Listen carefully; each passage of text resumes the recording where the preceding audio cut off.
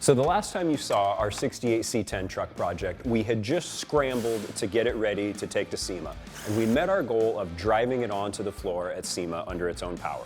But in the time that we've spent since then driving it around, we figured out that one, we really kind of wish we had an overdrive, and two, we really kind of wish that we were able to row our own gears in this truck. So that's the first improvement that we're going to make to this truck. We are going to pull the Turbo 350 out, put it back in the corner of the shop, and we're going to put in a Tremec TKX transmission using a Speedway Motors Kit, bell housing, clutch, and everything else, so that we'll be able to hit the road with an overdrive and shift our own gears.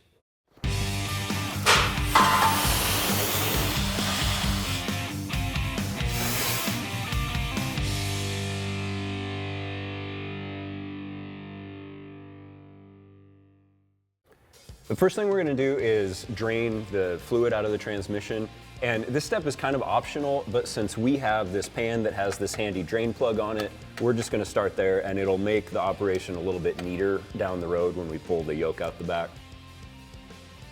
And then while that's draining, we're going to take the dust cover off that's covering the flex plate and the torque converter so that we can get to those. We're going to start taking off all of this other stuff that's going to be in our way. And this is going to vary depending on what car you're working on. In our case, this exhaust is going to be in our way because it is going to interfere with us dropping the center of this cross member.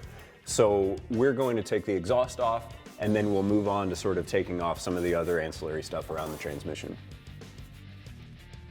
I mean, so this is the way it always goes. In order to get the exhaust off to get the transmission out, we have to take the starter off to get to the flange on the manifold. It's just always like that. I don't want to just let it hang by the wires, so we're just gonna kind of just get these bolts started. I don't even remember what I did when we built these mounts back here. I was in such a hurry. Oh yeah. This is part of the SEMA crunch. Yeah.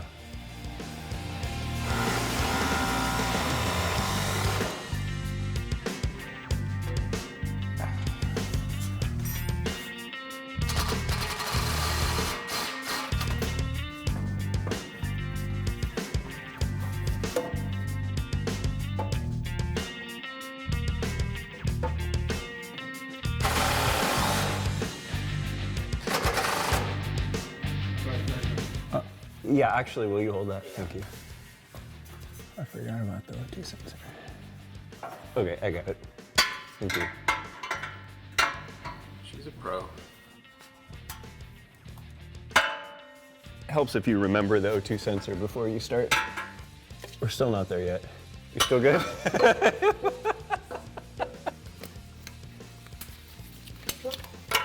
All right, thank you. The next thing we're going to do is remove the drive shaft, and to take these U-bolts off of the yoke, either have it in park or we have it in neutral so that we can spin it around to get the torque converter off here in a minute. So we're just going to stick a drift up in here to kind of hold it so that we can get these nuts loose. And then the next step, we're actually going to pull the drive shaft out, and if you haven't drained the fluid, then you're going to get a bunch of fluid that's going to leak out where the yoke comes out. So you can either drain the fluid like we did, or if you have a spare yoke laying around, kind of have that ready so that you can plug it in and it'll keep everything from running out the back of the transmission. Next up, we're going to take off these transmission cooler lines. This is going to look different if you have like hard lines that run up to the radiator.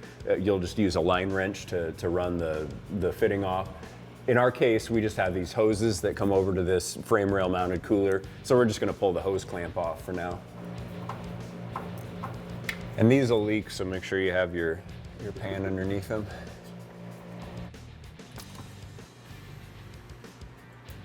All right, now we're basically to the phase where we're just going to disconnect everything, all of the lines, wiring, cables, anything that's connected to the transmission.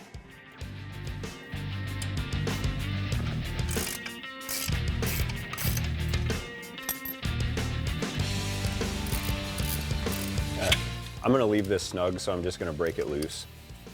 And then we'll take it out all the way when we're ready. So unless you have an engine with some sort of mid-mount situation, you're gonna have to support the back of the engine before you take the transmission out, because as it is, any number of bad things can happen. In our case, our firewall is nicely finished and bodyworked. We don't want the valve covers or the intake manifold to conk into it.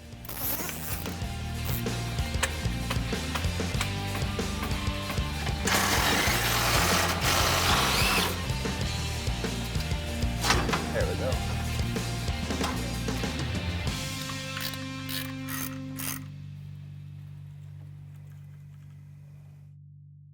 Our old Turbo 350 1-to-1 high gear is out. We're gonna take the flex plate off and start the process really of putting in our Tremec. Next thing we need to do is drop it and kind of pull out the interior so that we can figure out how we're gonna position the shifter and even modify the tunnel if we have to. So that's kind of our next phase, is mocking up our manual and kind of figuring out what we need to do. I'm kind of having some flashbacks because when we put this interior in, the seats and the console and stuff, it was like the middle of the night, the morning it was supposed to go in the trailer for SEMA. And this is the first time we've taken it apart since then. So hopefully when we put it back together, we'll be able to do it during the day when we have a little more time. In fact, if I remember right, this console rode to SEMA in the trailer and got installed on the show floor. Katie was running down the hill because they were pulling out. Oh yeah, right? We almost left it behind. Forgot it. That's what happens when you haven't slept for a month. You forget little details like that. What we'll probably do is kind of come up and kind of tip it back so that these are almost straight up, and then just try to, and then I'll walk through the cab. And then let's go over and set it on that bench over there. Okay.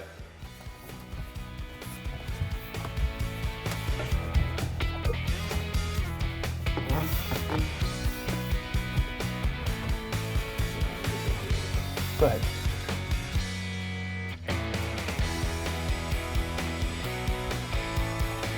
We'll do the sill plates, and then we'll take the carpet out, and then we'll have no interior anymore. And then all the hush mat that's underneath it can stay, unless we have to modify the tunnel for the manual transmission, in which case we'll have to kind of do some cutting there. I'm hoping we can avoid that. I hope that that TKX transmission will fit underneath the stock tunnel. We'll find out. Unless it just magically works out where the Tremec shifter is going to come through where that automatic shifter did, which I highly doubt, we're going to have to get a new carpet. The one that's closest to the side that I'm on. I think maybe that's not what I said, but that's what we're doing. No, that isn't what you said. Are you ready? Let's find out. I think so. Okay, good deal. Close to you. Close to me? Yep. Stand by. Go ahead.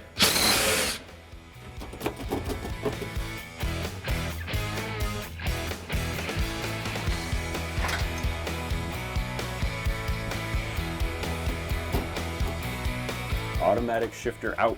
The next thing we see here will be a 5-speed shifter coming up through the floor. If you're lucky, you'll get to see me hit myself in the face with this thing. There we go.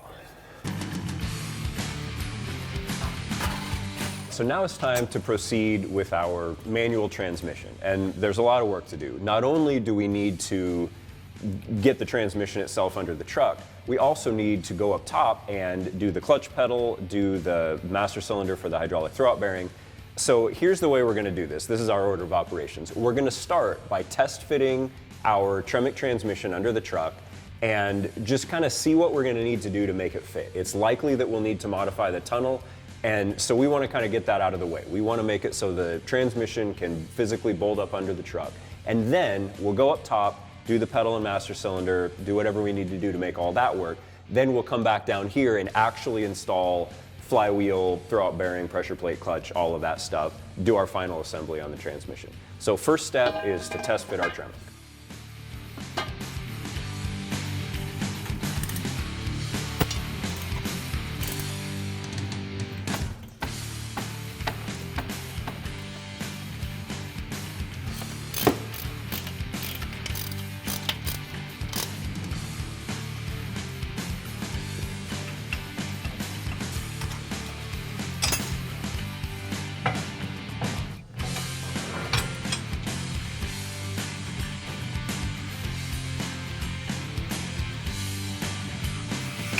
And surprisingly, this is kind of not what we expected. This actually sits here on the cross member, even on the highest setting, and there's still we've got about a finger height room to the tunnel everywhere. And now that we've determined that everything is pretty much happy around the transmission, while we have it mocked up, we are also going to check our pinion angle and make sure that there's not an adjustment that we need to make. Once we've done that, we're also going to go ahead and measure for our drive shaft.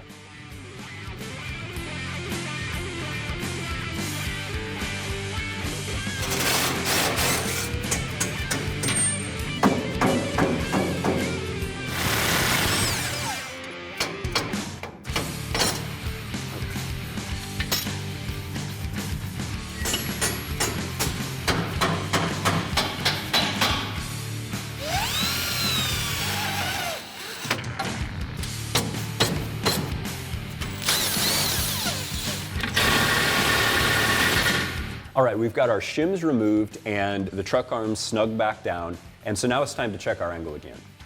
And now we want this angle to be within a half a degree of the last angle. And as it turns out, we are absolutely perfect at 0. No.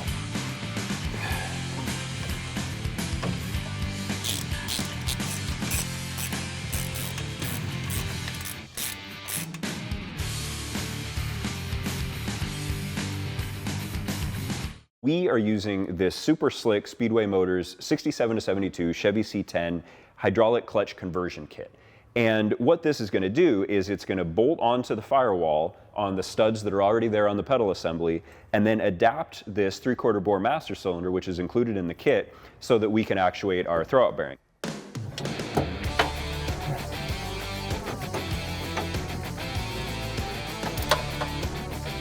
All right, with our clutch pedal installed, it's time to move on to the plate that's going to bolt up our master cylinder.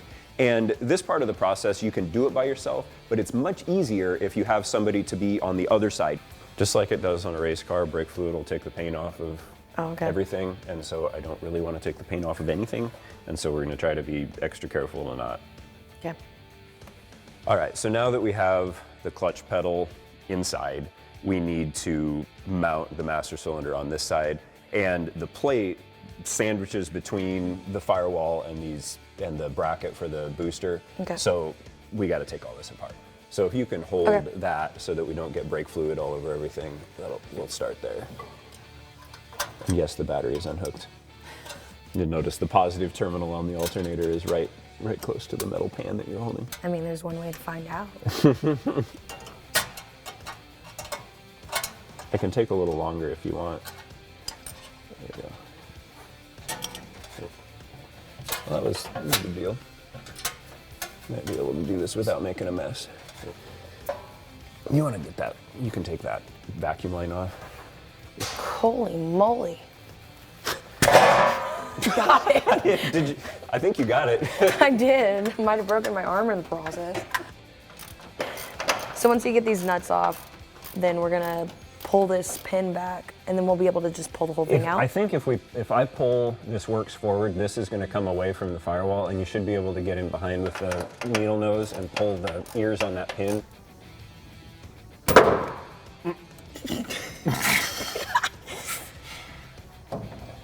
There we go. Now we get to do that all over again. And I think that bottom one will just be easier to get to. There we go. All right, come here. All right, now that we've got all of that out of our way, we're going to put the plate over the studs from the pedal assembly and then mark the holes that need to be drilled for the master cylinder.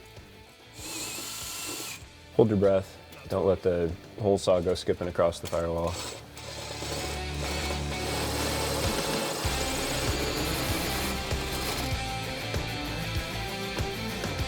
We're not gonna like tighten it down like full tilt, but I'm not gonna be able to do it without you holding it.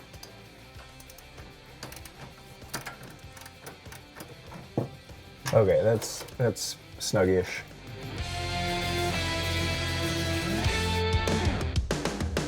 If you can kind of hold this while I'm doing this, that'll help. I'm just gonna loosely spin these back on. You want me to take my time, right? No, I want you to get it on the threads. I hate to say this, but hang on.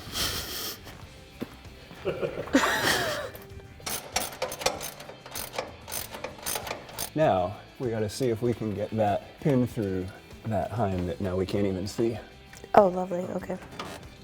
What I wonder if I could try to move the pedal, the little heim on the pedal into position. If you can try to get the pin through there. Oh wait, there we go. How about that? I see it. Come towards me a little bit more. There we go. We might need a wiggle. I'm through, but I You need need to a get wiggle? off. I'm hooking on the side piece here.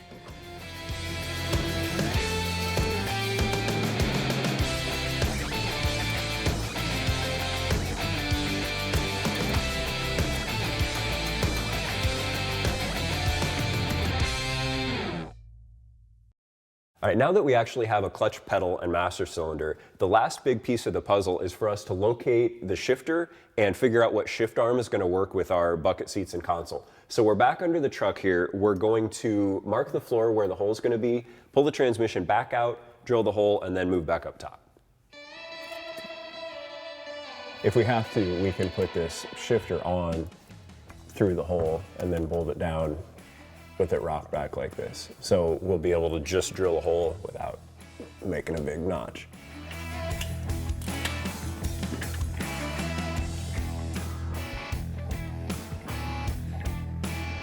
That's 3 1/4, so inch and 5/8.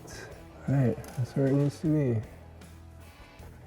Before we drill the hole, I want to do one more check. We're going to drop it down. We're going to put the seats in and just set them inside the truck. And then I'm going to sit in there and drop a shift lever down on where these holes are and just make sure that we're going to be in the ballpark and make sure that we don't have to go to option B of using that mid-mount shifter. Are you going to help me with the seat?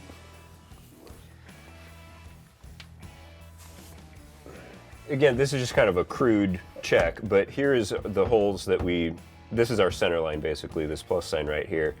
And that I think is fine. You know, we would be up here with the mid-mount shifter, and I don't think that's necessary. My expectation is that we're gonna have to modify the console to clear no matter what we do, but we'll cross that bridge when we get to it. But for right now, I feel confident that we're gonna drill our hole in the right spot and put our shifter where it needs to be.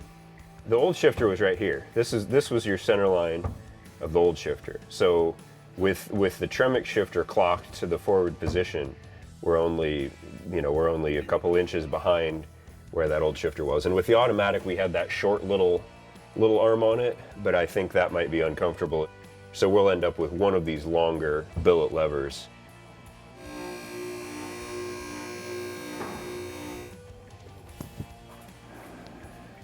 Here goes nothing. I hate drilling holes in this thing. You kill ourselves for 4 years to get all of this fresh, clean sheet metal in this thing, and then here we are poking it full of giant holes.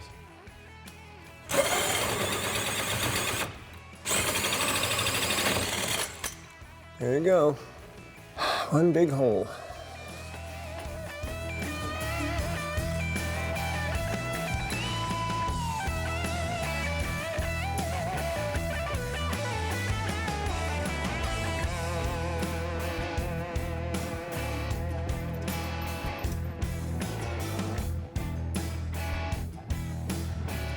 All right, we grabbed a couple of these cool billet shifter handles, and we're gonna play around with a couple different shapes. I'm thinking we're gonna need this double bend shifter. All right, there's third, so there's fourth, so that's close to this console. But if this console was maybe 3 inches shorter, I think that would be really comfortable. So if we kind of scoot this out of our way for now, driving position wise, and that's the most important thing, that feels good. All right, we've still got to do the work to actually assemble the clutch and the bell housing and put everything together for the last time, but we have all of the major pieces in place now, and this is kind of a big moment because as long as we have been working on this truck, I've always dreamed of it having a clutch in it. And we put the automatic in just as kind of a thing that we had laying around that was easy to do. And it has always bugged me. And so to sit here in this truck and row through the gears and have a clutch pedal to push on is a big moment. And I am so stoked to get this thing out and drive it. All right, so we are done mocking everything up. We know that everything fits. We have our drive shaft. We have our hole in the floor for the shifter. We have our clutch master bolted up to the firewall. Now it's time for final assembly. We're actually gonna bolt flywheel, clutch, pressure plate, bolt everything together for the last time so we can be one step closer to finally driving this thing with a stick in it.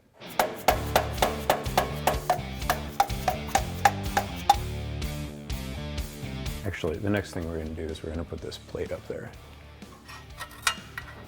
What we're installing here is actually a kit. So in addition to the transmission, this is a Speedway Motors kit that basically comes with everything that you need to put a TKX behind an LS. That means flywheels in the kit, clutches in the kit, even the bolts for everything are in the kit, even down to like the wiring pigtails for the reverse lights and the speedometer sensor. So it's a pretty cool way to just with one part number get everything you need to do this job.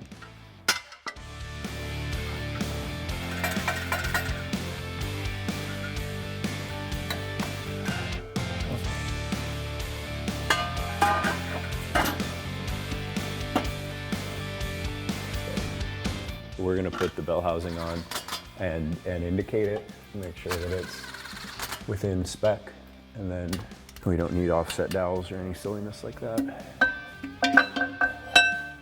So this is a step that a lot of people don't do when you're putting in a manual transmission, but it's important to indicate the bell housing. What you're making sure of is that the bell housing is gonna be concentric with the crank center line and everything is gonna be on the same center line. And it's not uncommon to find, due to variances in the bell housing or variances in engine or whatever, that you need to put in an offset dowel. So the dowel that locates the bell housing might have to offset it in one direction or another. And what we just found, and this is amazing to me, we're using this Speedway Motors bell housing that we fabricate here in our shop. And we are within the most out of spec we were was 3 thousandths, and that's basically the thickness of a piece of paper. And your tolerance is 5 thousandths in any direction. So without any offset dowels, this fabricated bell housing is right within spec. So we can just keep rolling. There's oil that they pack these in when they ship them, and then you get your fingerprints on them and stuff. And that, as the clutch is breaking in, can cause it to chatter. So I always double, triple, quadruple wipe the pressure plate and the flywheel down.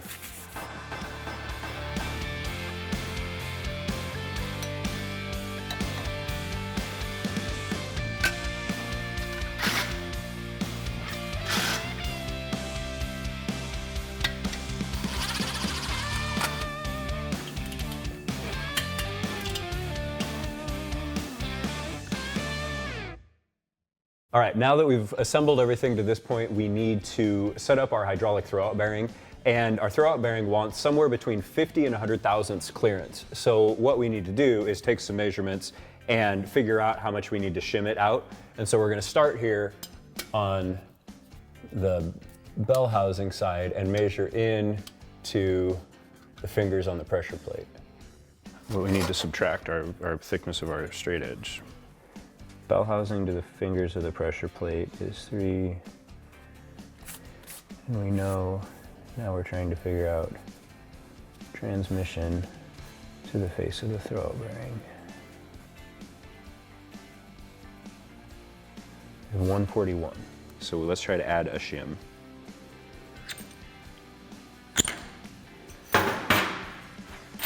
Let's see what that gets us.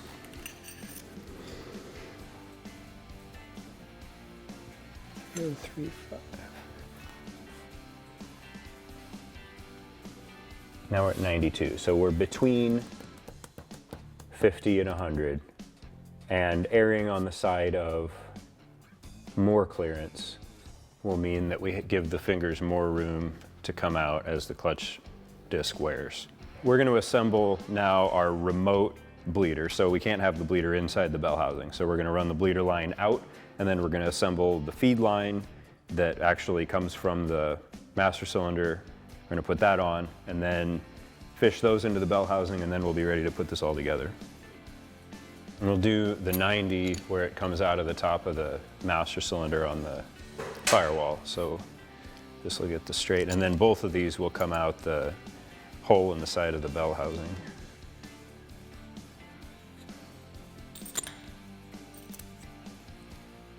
And then the last thing we need to do here is replace this bolt in the 2 o'clock position with the stud so it'll keep the throwout bearing from rotating.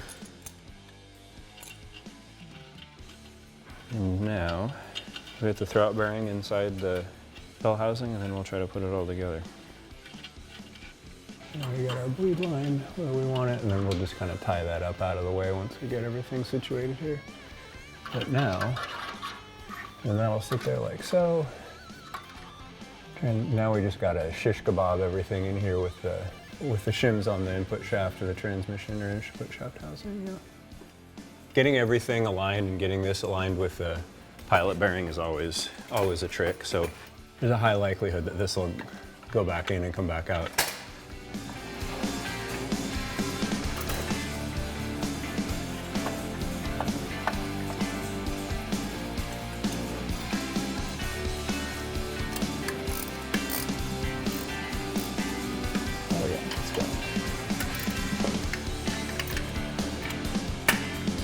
All right, we're in for hopefully the last time. All right, now we just got to put our cross member in, and we'll be in business. We got to put the shifter on first, though. Hey. All right, baby, I knew you could do it. It's cooperating with me right now, which means it's happy. It's happy.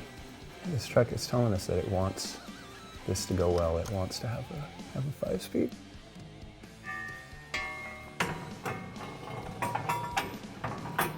Because we've already had this thing in and out 100 times, we know just exactly what we need to do.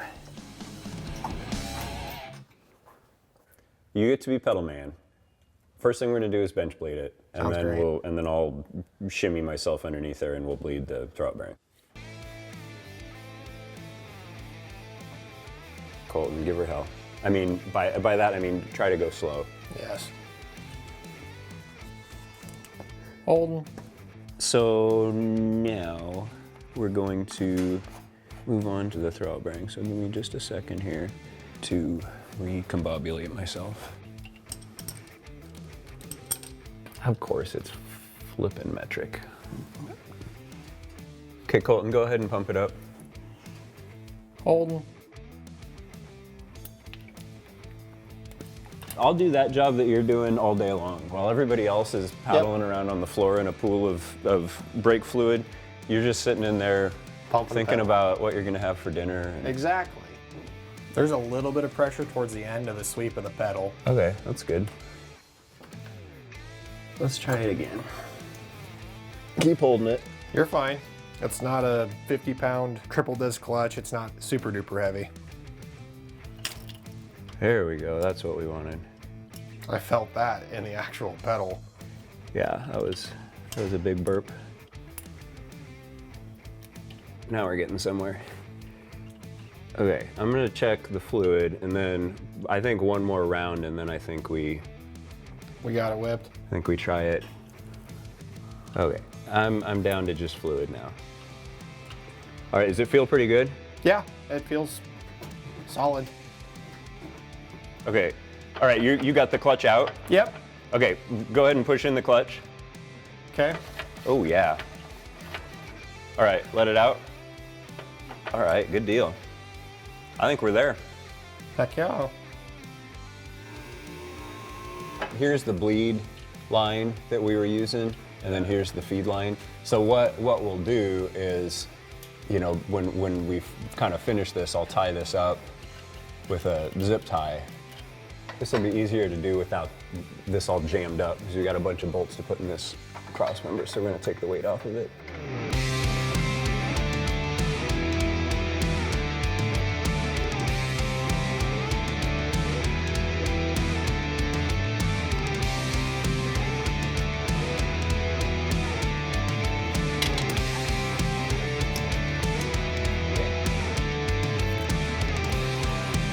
before we move on, I'm gonna tie this up, and I'm gonna take this off, because we don't need that anymore.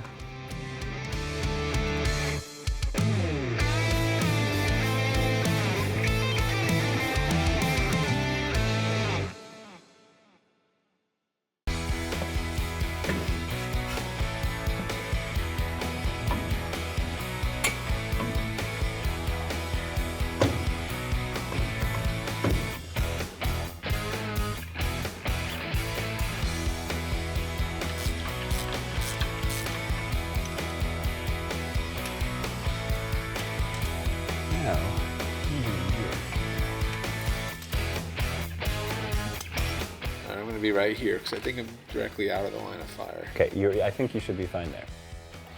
See? Yeah, we're out of the way. Tremec recommends with these TKX transmissions that you actually use automatic transmission fluid. So we're using just a Dex 3 ATF. Driveshaft. Now, exhaust. I'm gonna wipe this down once more real quick, just before I put the exhaust on, because the exhaust kind of seals in a lot of this area. You don't need to put that on camera. I'm just gonna, with my rag real quick. I'm gonna, and then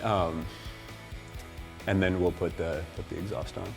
And that'll be kind of a wrestling match. That'll probably take the rest of the morning.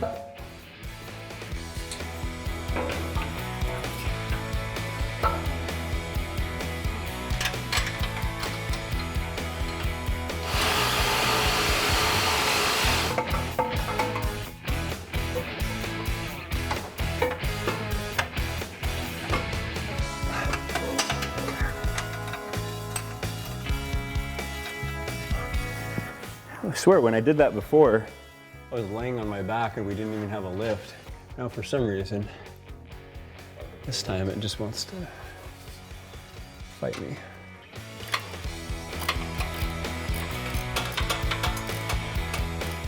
Now I'll just let that hang, and now I'll bet we can get this front bolt in.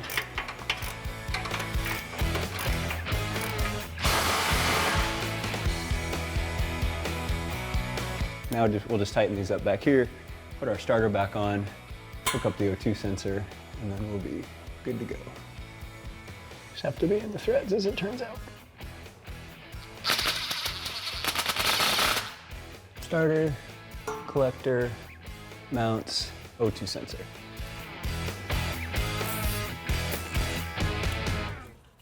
I think all the mechanical stuff is buttoned up. We still have to do the interior, carpet, console, shift boot, all of that stuff. But right now, I just really want to drive it. One, to see if it works, and two, because I just really want to drive it. So I threw the seats in, threw the shifter arm on it. We're going to go take it for just a little test hop before we put it the rest of the way together.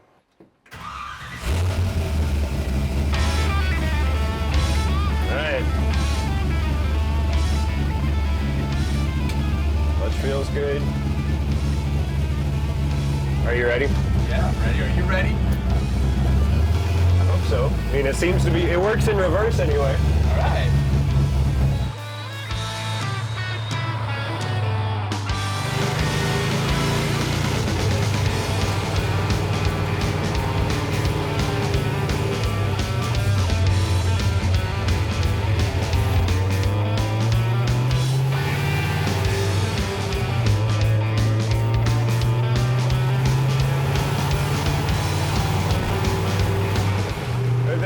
Shift arm, it's a little bit like driving an old truck, which is great. You know, I don't know that we're gonna like throw any power shifts at the drag strip, but it feels like an old truck with a manual transmission should feel. I like it.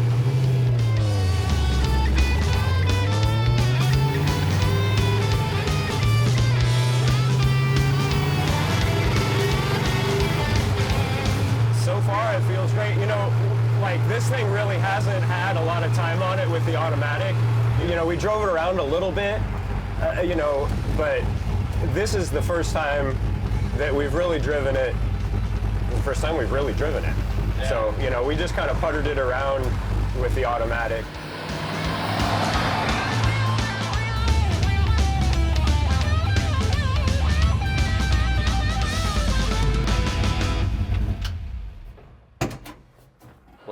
How was she? Well, I mean, we made it back. That's the measure of success for any test drive. It's awesome. I just want to keep driving it.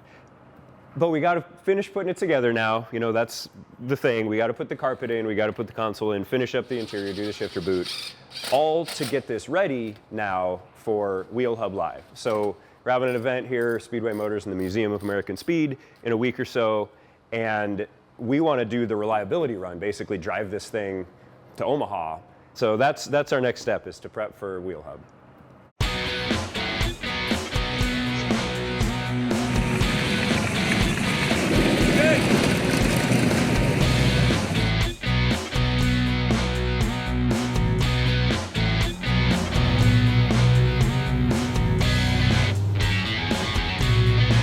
This is it.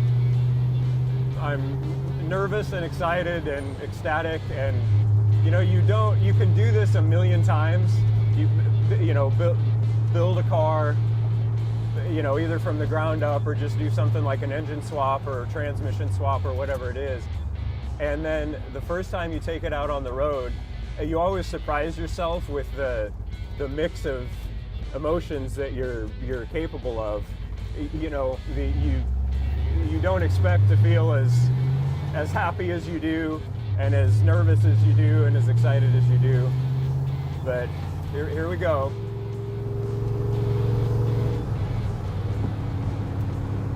Got a little sunshine now. A little sunshine. It's turning out to be a beautiful morning.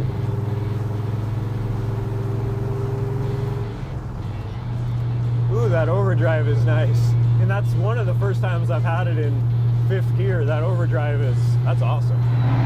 That's one of the big things that it was missing with that turbo 350. Other than the obvious, it was missing an overdrive. And as much as I hate to say that, because all of my personal daily driven old cars only have a 1-to-1 top gear, it's nice to have an overdrive. Shifting wise and running wise, everything is going great.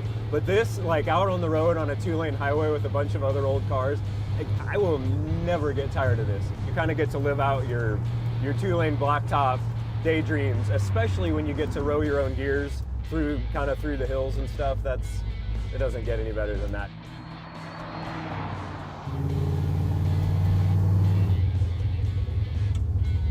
So the shakedown this truck did the typical drove out of the shop, into the trailer, into SEMA, out of SEMA, and then we had an accidental bonsai road trip across Las Vegas to get back to the trailer, and that was about it. Then we took it back to the shop and more or less right away took it apart to start working on the transmission. And so this is the shakedown trip for this truck, and so far everything's going great. I got a bag full of tools in the back, and hopefully we don't need them.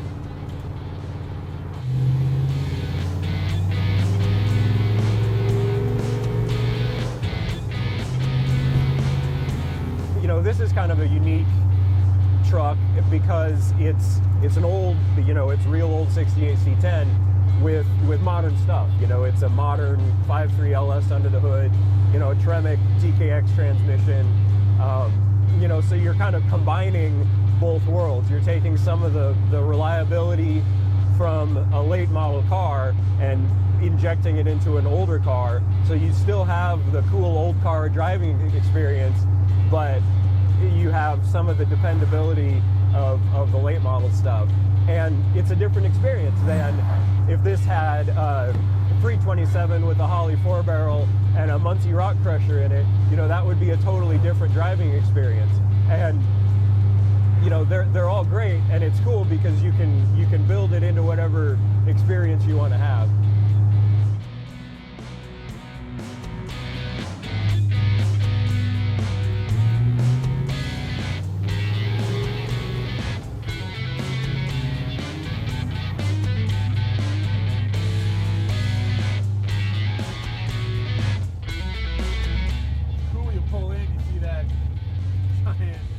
B1 bomber, yep.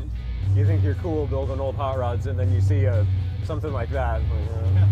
Yeah, you think you're making a lot of power. Yeah, right.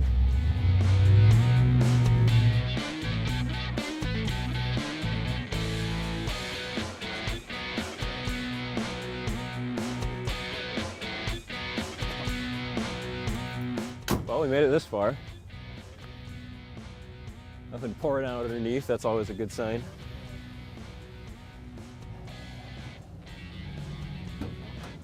There, I mean, ran great. Like, I have no reason to think that anything would be wrong. You know, we never got hot.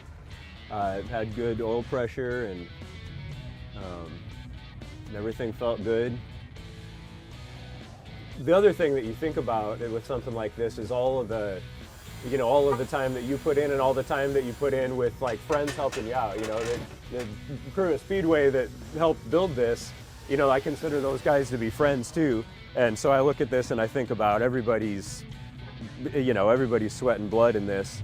And, you know, now we're out here having the fun, but major accomplishment for everybody who turned a wrench on this thing.